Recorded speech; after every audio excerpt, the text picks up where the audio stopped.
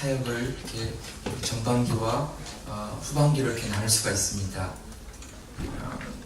마태복음 16장을 기준으로 해서 전반기, 후반기, 마가복음 8장을 기준으로 해서 전반기, 후반기, 누가복음 9장을 기준으로 해서 전반기, 후반기 이렇게 나눌 수가 있습니다. 네. 그 전반기의 사역은 주로 이 갈릴리 지역을 중심으로 해서 이루어졌습니다. 여기서 제자들을 부르시고 또 기적을 일으키시고 베세다 들녘에서 5,000명을 먹이시고 풍랑이는 그 바다 위를 걸어가시고 잠잠케 하시고 이런 큰 일들을 다 여기서 이렇게 기적들을 보셨어요.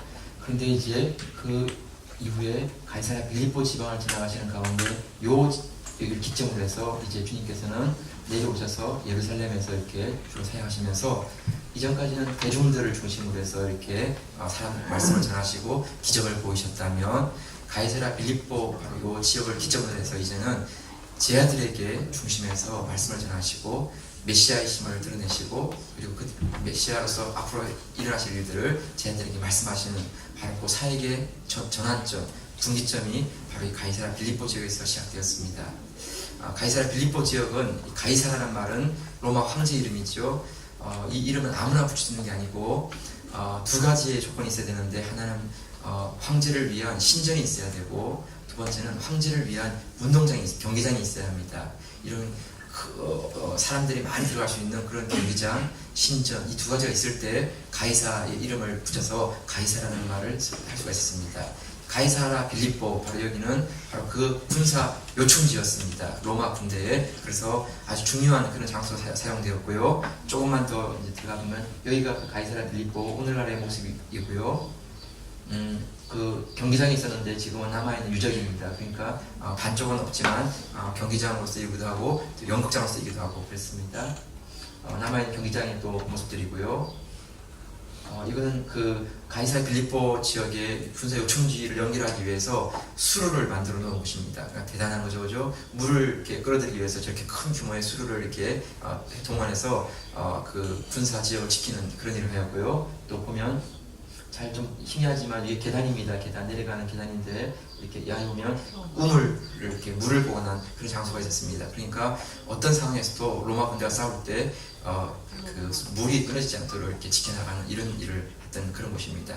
거대한 신전이 서 있고 황제를 위한 경기장이 있고 그 바로 가이사랴 빌립보에서 오늘 본문이 이제 일어나고 있습니다. 여기까지 보시고 이제 말씀으로 돌아오겠습니다. 여러분 주님께서는 이제 마가복음 그 앞에서까지 보면 많은 기적을 행하셨죠. 또 많은 병자들 치유해 주셨습니다. 그리고 많은 사람들에게 말씀을 전파하였습니다. 그런데 이제 가이사랴 빌립보 그 로마 황제의 그 신전이 있고 로마 황제를 위한 경기가 매일 열리는 바로 그 자리에 서셔서 주님께서는 이제 제자들에게 물으시는 것입니다. 사람들이 나를 누구라고 하느냐? 이런 물음부터 시작되시면서 이제 주님께서는 제자들에게 하시는 말씀을 하시면서 주님을 따르는 삶, 제자의 삶, 그것은 어떤 것인지 이것을 말씀해 주고 있습니다.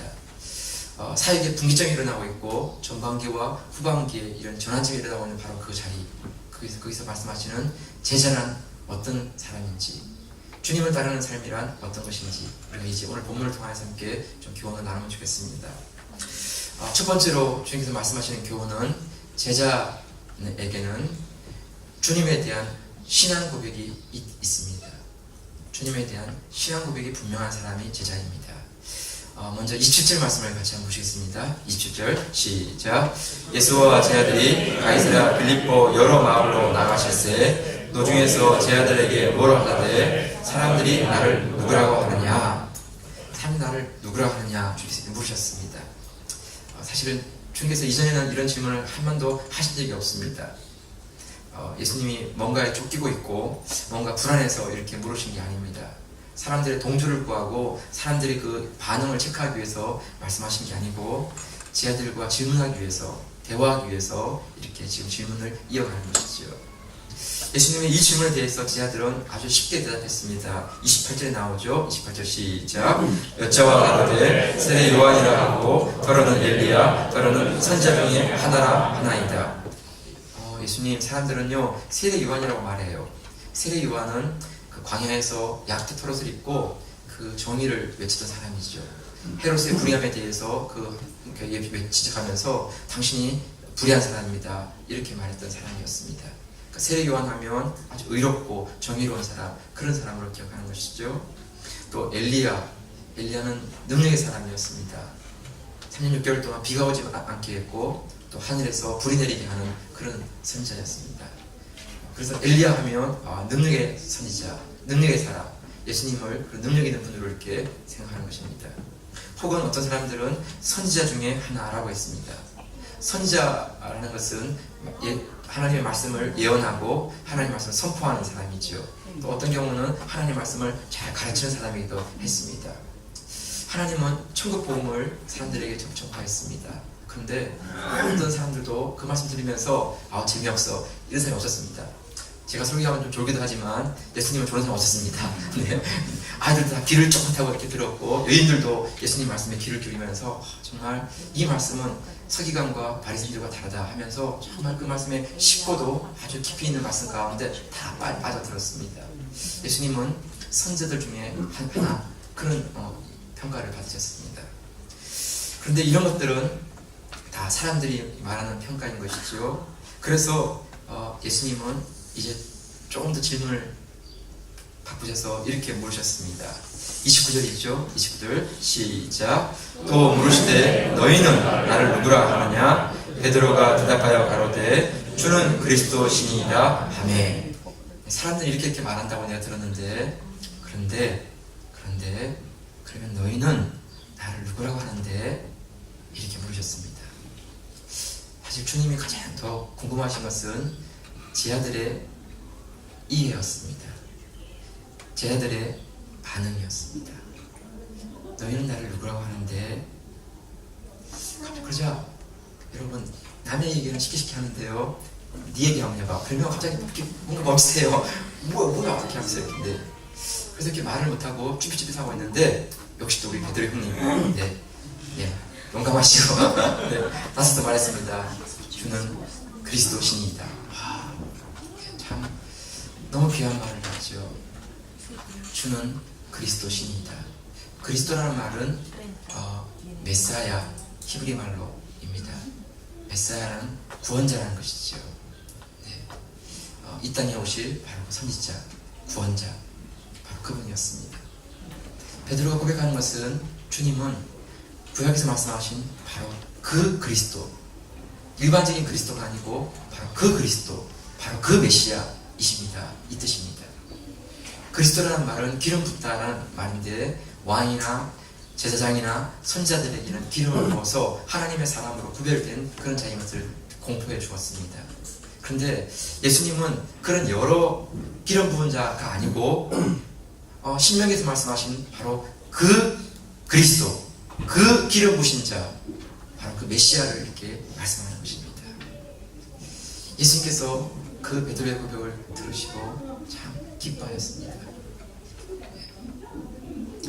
여러분, 주님을 따르고 주님의 제자가 되기 위해서 가장 중요한 것은 우리의 신앙 고백입니다.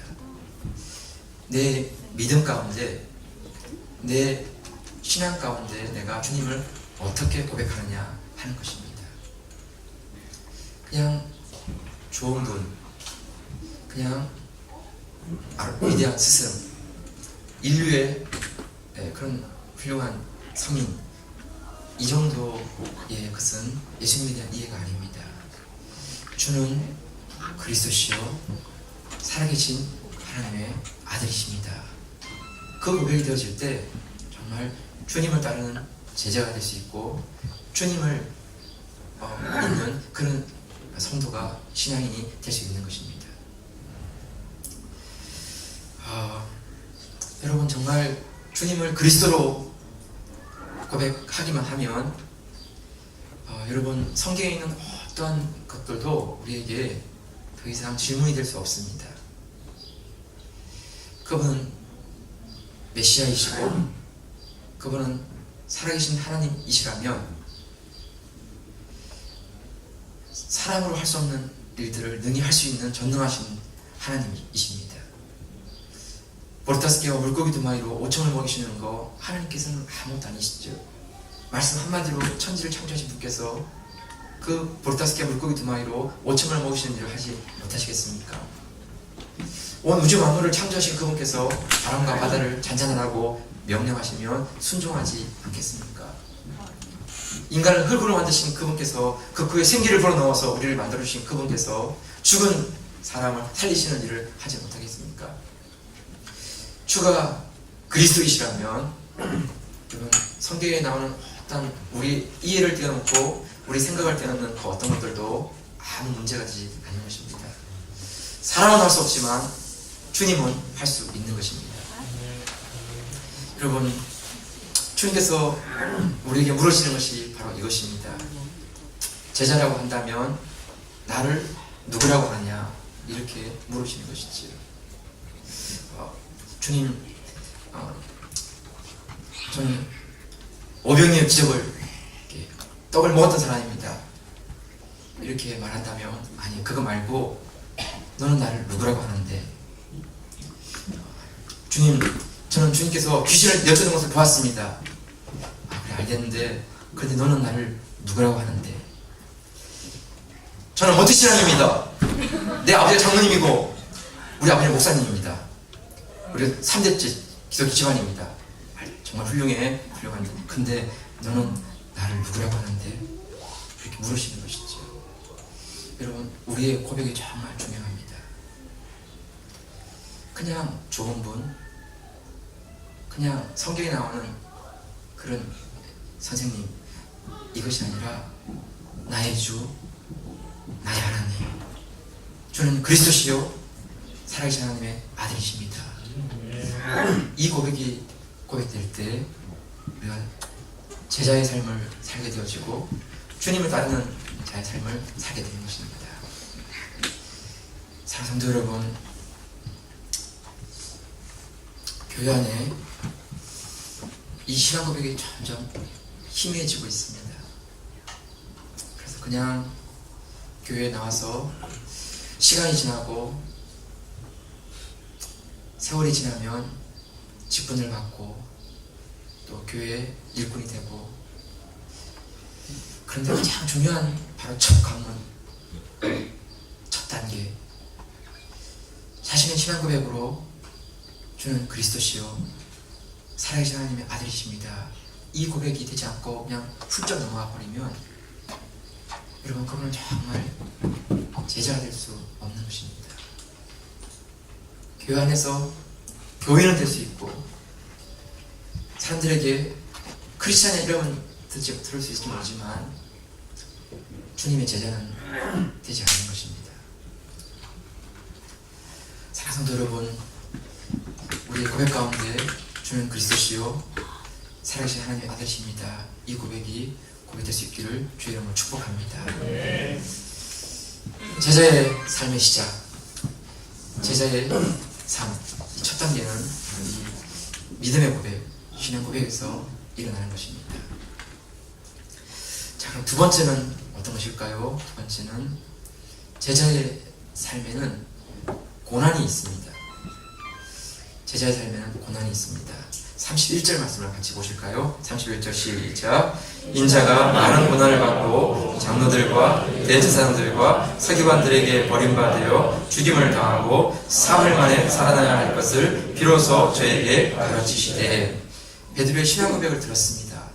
그러면 주님께서 좀 많이 칭찬하시고 야 역시 네가 정말 잘났어, 네가 진짜 내 제자야 하면서 막 이렇게 좀 띄워주셔야 되는데 그런 거 마가복음에는 그런 거 없습니다. 마가복음에는 곧바로 주님께서 제자의 삶에 따르는 순환, 예수님의 그 고난받으심 이거를 말씀하고 있습니다. 인자가 많은 고난을 받고 장로들과 대제사장들과 서기관들에게 버림을 받아 죽임을 당하고 그렇지만 사흘 만에 다시 살아난다, 이것을 말씀하고 있습니다. 여러분, 주님을 따르는 삶, 그 속에는 설명할 수 없는, 또 세상에서는 이해할 수 없는 그런 고난이 있습니다. 예수님께서도 이 땅에 사시는 동안에 이런 고난을 당하셨죠. 사람들로부터 배반당하셨습니다.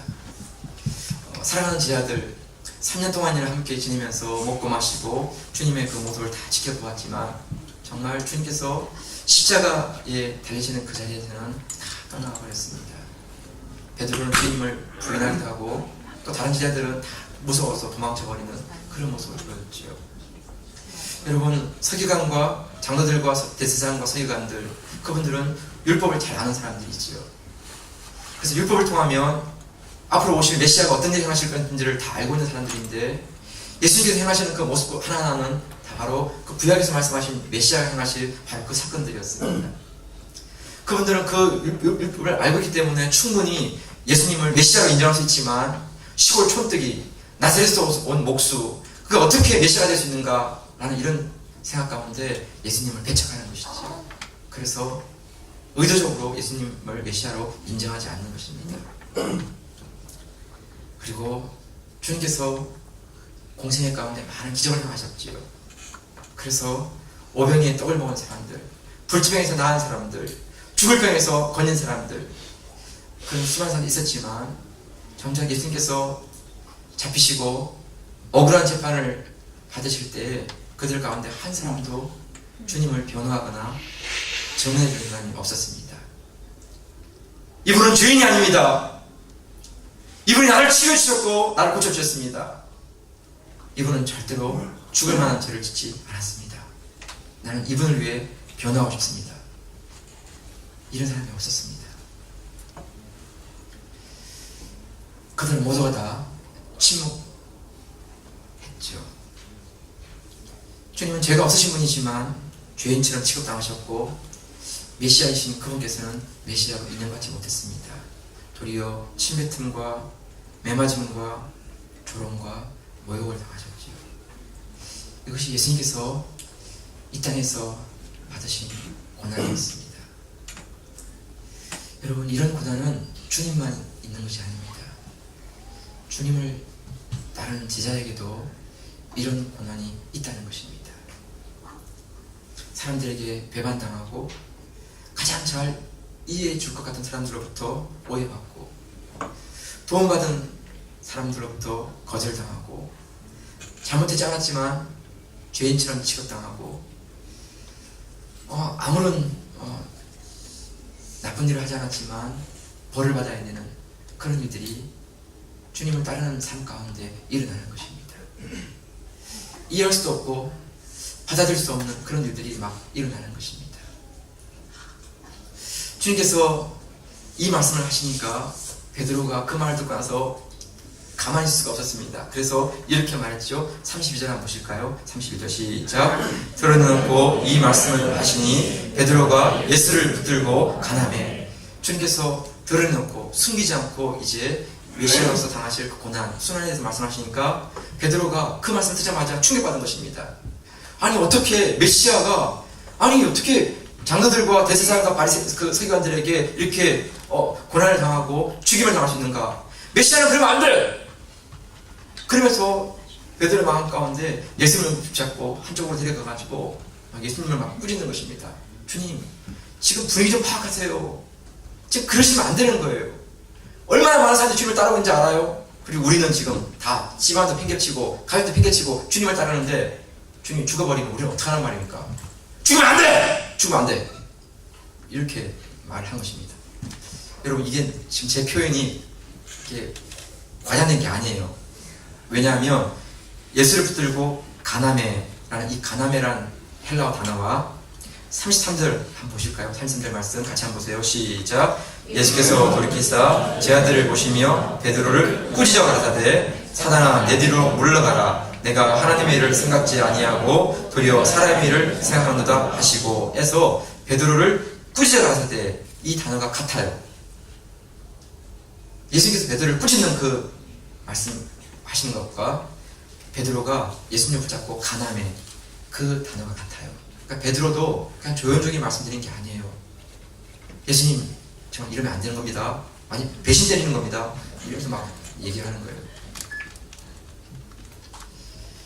네, 여러분 사실 고난받는다는 것을 누가 기뻐하겠습니까? 고난이 뭐가 좋습니까? 할 수만 있으면 고난을 피하고 싶지요. 그런데 우리가 주님에 대한 믿음을 고백하고 주님에 대한 제자가 되면 이런 고난이 있다는 것입니다. 그래서 사람들은 이런 고난 때문에 믿는 것을 고백하지 않는 것이지요. 예수 믿는 척 하면서 그냥 슬쩍 비껴가고 슬쩍 피하고 그러는 것이지. 필요하면 자기가 민다 그러고 불약 같으면 싹 빠져나가고 이러면서 요리조리 빠져나가는 것이지. 여러분, 아니에요. 제자의 삶에는요 반드시 고난이 있어요. 그렇지만 그게 고난으로 끝나지 않고 하나님께서 그 고난 가운데 당신의 뜻을 이루시고 당신의 영광을 밝혀주신다는 거예요. 여러분, 그 순간에는 우리가 다 그것을 증명할 수 없고 사람들에게 보라고 증거할 수 없지만 반드시 하나님은 그 고난이 무익하게 하지 아니하시고 그 고난 가운데 하나님의 뜻을 이루어 주시는 거예요. 여러분, 사도 바울 한번 생각해 보세요. 참 사도 바울처럼 이렇게 복음을 위해서 하나님 나라를 위해서 이렇게 귀하게 쓰인 사람이 없잖아요. 가는 곳마다 교회를 세우고, 귀신을 쫓아내고, 병자를 일으키고 그랬잖아요. 그런데 사도 바울만큼 고난이 많은 사람도 없었어요. 춥고 배고프고 자지 못하고 매맞고 심지어는 너무 맞아가지고 다 죽은 것처럼 이렇게 됐는데 사람들이 끌어다가 밖에 던졌는데 다시 깨어나와가지고 다시 들어가서 복음을 전할 만큼 그런 삶을 살았어요.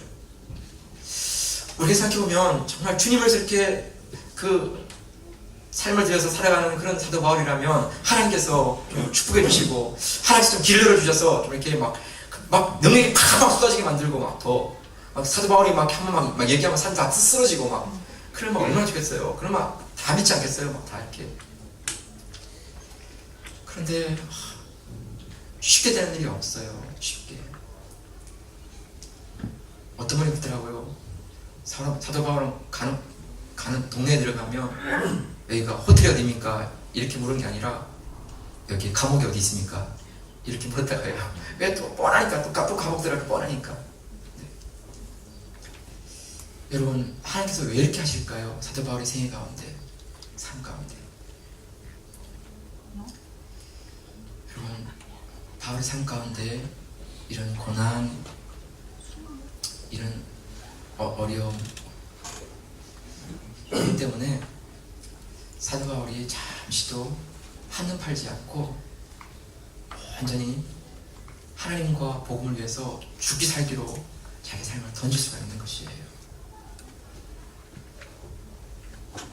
따뜻하고 배부르고 편안하면 사람 다 누구나 게으러지고 딴 생각하는 것이죠. 그런데 환경 자체가 틈을 안 주는 거예요.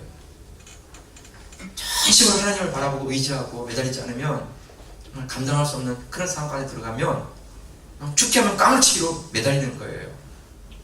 그런데 놀라운 일이 뭐냐 하면 그렇게 하나님을 위해서 살아가다 보면 죄짓지 않는 것이지요. 엉뚱한 거 하지 않는 거예요. 그 큰 기적을, 그 큰 능력을 드러낸 사도 바울 가운데 죄짓지 않고 거룩한 삶을 살게 하고 하나님의 사랑을 붙들려서 쓰임받는 그런 삶을 살게 하는 것이지요. 여러분, 제자 삶에는 고난이 있어요. 그런데 그 고난이 단지 어려움만 주는 게 아니라 그 고난을 통하여서 우리의 믿음의 신앙을 정말 정같이 만들어 가시는 하나님의 그 손길, 그 하나님의 숨겨진 그 비밀, 이것이 있는 것이죠. 여러분, 이런 제자의 삶 가운데서 주님께서 어떻게 이것을 이길 수가 있을까요? 44절을 한번 보세요. 44절 말씀. 시작. 무리와 제자들을 불러 이르시되 아무든지 나를 따라오려거든 자기를 부인하고 자기 십자가를 지고 나를 쫓을 것이니라. 고난이 올 때 참 여러분 인간적인 마음으로 벗어 던지고 싶고 이제 그만하고 싶고 그렇죠. 그런데 주님께서 그런 고난 가운데 나를 따라오려거든 두 가지 조건이 있어요. 자기를 부인하고 그리고 자기 십자가를 지고 주님을 따르라는 거예요. 자기를 부인하고, 자기를 부인한다는 말은 자기 금욕, 자기 학대, 자기 포기, 이게 아니에요. 자기 부인이라는 말은 자기가 아니라 주님을 선택하는 바로 그거예요. 선택이에요. 선택. 내 생각과 내 방식이 아니고 주님의 생각과 주님의 방식을 선택할 수 있는 것.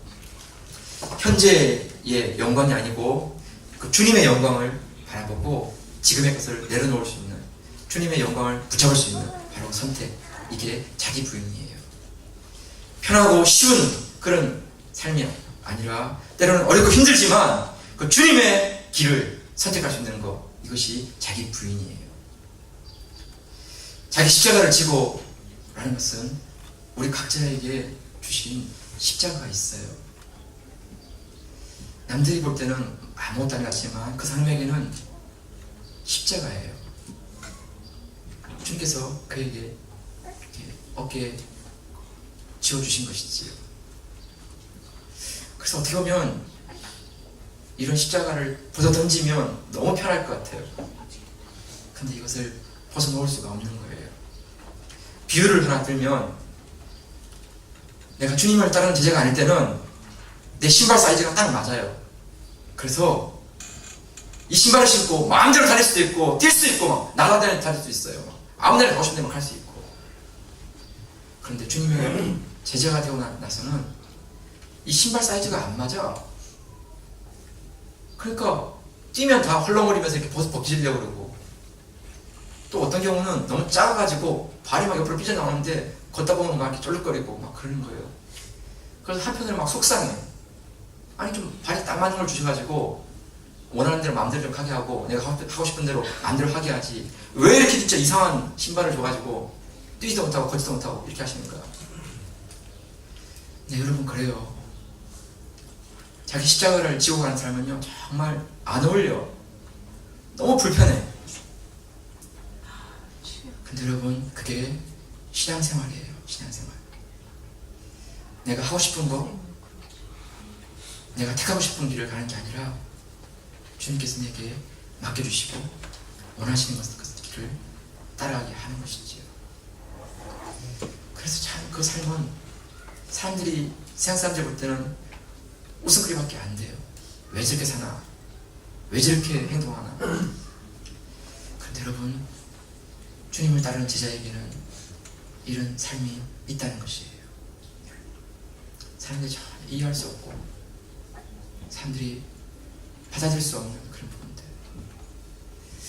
네, 인간적인 마음으로는 제자가 뭐다, 나발을 다 치워버려, 이런 마음이 들지만 그게 할 수 없어요. 할 수 없어. 정말 주님을 따르는 제자가 되면 더 이상 내가 원하는 삶이 아니고 주님이 이끄신 삶의 부르심 가운데 순종하는 길을 가야 되는 거예요. 그것이 제자의 길이에요. 제자의 길. 자, 여러분, 세 번째로 주님께서 우리에게 말씀하신 게 뭐죠? 이 제자의 삶에는 영광이 있어요. 영광. 네, 이게 마지막 우리에게 주시는 주님의 그 기쁨이에요. 영광. 35절, 36절 같이 한번 볼까요? 시작. 누구든지 제 목숨을 구원코자 하면 잃을 것이요, 누구든지 나와 복음을 위하여 제 목숨을 잃으면 구원하리라. 사람이 만일 온 천하를 얻고도 제 목숨을 잃으면 무엇이 유익하리요. 여러분, 제자의 삶의 큰 영광은 뭔가 하면, 여러분, 우리의 영원한 생명 가운데, 영원한 나라 가운데 그 주님 앞에 그 부름받고 세워지는 영광 가운데 우리가 드러나는 이런 삶이 있다는 거예요. 지금은 사람들에게 다 외면당하고 무시당하는 그런 모습이 있다 할지라도, 아니요, 언젠가 그날, 언젠가 그때에는 우리의 모든 삶이 드러나면서 주를 따르는 자의 영광, 주님을 위해서 섬겼던 그 수고, 그것이 영광 가운데, 빛 가운데 드러나는 이런 일이 있다는 것이에요. 여러분, 사람들은 이 땅을 사는 동안에 돈이라면 목숨을 걸죠. 인기라면 생명을 걸어요. 명예를 지키기 위해서 자기 목숨을 막 던지기도 해요. 그런데 여러분, 돈이나 인기나 명예, 이것은 영원한 것 아니에요. 한때 길어봤자 우리가 이 세상 사는 동안에 전부이죠. 그런데 주님을 따르는 자의 영광은 영원한 것이에요. 이 땅만이뿐만 아니라 영원한 나라에서 그 삶 가운데 드러나는 것이에요. 여러분 38절인데 마지막 한번 보세요. 38절 시작. 누구든지 이 음란하고 죄 많은 세대에서 나와 내 말을 부끄러워하면 인자도 아버지의 영광으로 거룩한 처자들과 함께 올 때에 그 사람을 부끄러워하리라. 여러분 인자가 아버지의 영광으로 거룩한 처자들과 함께 올 바로 그때가 있다는 것이에요. 여러분 그때 인기를 위해서, 돈을 위해서, 명예를 위해서 살았던 그 모든 것들은 다 물범처럼 다 사라지지만 주님과 주님의 말씀을 가장 소중히 여기며 살아갔던 그 사람들은 그 가운데 영광 가운데 드러나는 것이에요. 여러분 정말 그래요. 우리가 때로는 우리가 경험을 따르면요 되게 안전할 것 같고 사람들이 부끄러움을 당하지 않을 것 같은데, 근데 주님은 내 경험이 아니고 주님 말씀을 따르라고 우리에게 요청하세요. 어떤 경우는 세상의 방식을 따라가면 사람들에게 부끄러움 당하지 않고 조롱받지 않을 것 같은데, 하나님은 세상의 방식이 아니고 주님의 말씀을 따라서 나가라고 요구하세요. 그러면 여러분 사정없이 비난이 쏟아지고 사람들의 조롱이 쏟아지는 것이지. 근데 여러분 사람들이 책임지는 거 아니고 세상이 책임지는 거 아니에요. 우리 주님이 책임지세요. 우리 주님이 축복하세요. 여러분 우리의 믿음의 결단, 우리의 믿음의 선택, 이것이 그 가운데 나타나는 것이에요. 여러분 주님을 따르는 사람들, 그들은 주님이 오시는 그날에 영광 가운데 드러나게 될 것입니다. 그러나 반대로 주님과 그분의 말씀을 무시했던 사람들은 주님이 그 영광 가운데 오시는 그 순간에 그들은 다 부끄러움을 당하게 될 것입니다. 여러분 지금은 잘난 척하고 지금 있는 척하고 지금은 똑똑한 척하는 사람들, 그분들이 주님 오시는 그 날에는 모두가 다 자랑스럽게 여겼던 그 모든 것들이 다 빛이 사라지고 아무것도 아닌 가운데 정말 부끄러움 가운데 다 숨어 들어가는 그런 모습을 보게 될 것입니다. 지금 다 이해받지 못해도, 지금 뭔지 알아주지 않아도 주님과 그분의 말씀을 붙들고 나아갈 때 영광 가운데 드러나는 바로 그 순간이 있다라고 주님이 약속하십니다. 한 사람을 소개하고 마치겠습니다. 영국의 극작가 서머셋 모험이에요. 인간의 굴레, 달과 뉴펜스라는 책을 써서 이 외에도 한 30여 권의 그런 희곡을 써가지고 부와 명성과 존귀와 장수를 누린 사람이에요. 91세까지 살았어요. 그의 집은 수십억짜리 저택이었으며 11명의 하인들을 거느리고 있었고 온갖 비싼 가구와 그림들을 소유했어요. 이런 서머셋 모험의 조카 로빈 모험이 작은 아버지 그 서머셋 모험에 대한 그 글을 기록한 이런 글이 있어요. 로빈, 나는 내가 준 성경을 읽고 있는데 사람이 만일 온 천하를 얻고도 제 목숨을 잃으면 무엇이 유익하리요? 하는 이 말씀은 내가 어렸을 때 어머님이 내 침대 머리맡에 걸어두었던 말씀이다. 그런데 나는 이 말씀이 너무나 터무니없고 쓸데없는 소리라고 생각한다. 사람이 단 한 번이라도 온 천하를 얻고 그 뒤에 목숨을 잃는다면 그게 얼마나 귀한 일이겠느냐. 이 말씀은 재미있지만 말도 안 되는 소리다. 이렇게 말했다고 해요. 그런데 서머셋 모험이 91세에 임종할 때 하나님께서 그의 영혼을 내려주셨습니다. 죽음 직전에 마귀가 와서 그의 영혼을 데려가려 할 때 서머셋 모험이 이렇게 침대에서 외쳤습니다. 꺼져! 나는 아직 죽지 않았어. 나는 아직 죽을 준비가 되지 않았어. 내 몸에 손대지 마. 나는 아직 안 죽었어. 이렇게 소리소리 지르다가 그는 마지막 숨을 거두고 말았습니다. 세상에서 온갖 명성과 인기와 부를 가진 사람이었지만 그의 마지막의 모습은 너무나 쓸쓸하고 비참한 모습이었습니다. 돈으로도 인기로도 명성으로도 그의 영혼은 구원받지 못하였습니다. 사랑하는 성도 여러분, 제자의 삶, 그 속에는 우리 주님에 대한 분명한 믿음 고백이 있습니다. 세상 사람들이 뭐라 한다 할지라도 주님은 나의 구원자이시며 나의 주, 나의 하나님이십니다. 이 믿음의 고백 가운데 살아가는 것이죠. 여러분, 그 길은 순탄한 길도 평안한 길도 때로는 좋은 길도 아닐 수 있습니다. 고난도 있고 아픔도 있고, 그렇지만 주님과 함께하는 삶이라면 그 하나로 충분합니다. 고백하면서 가는 길이죠. 악하고 음란한 세대에서 죄 가운데 더러운 가운데 즐기는 사람들 앞에서 거룩을 지킨다는 것, 성결을 산다는 것, 참 그것은 쉬운 삶이 아니지만 그러나 제자로서의 그 삶을 포기하지 아니하고 주님을 따라서 길가는 것이죠. 사랑하는 성도 여러분,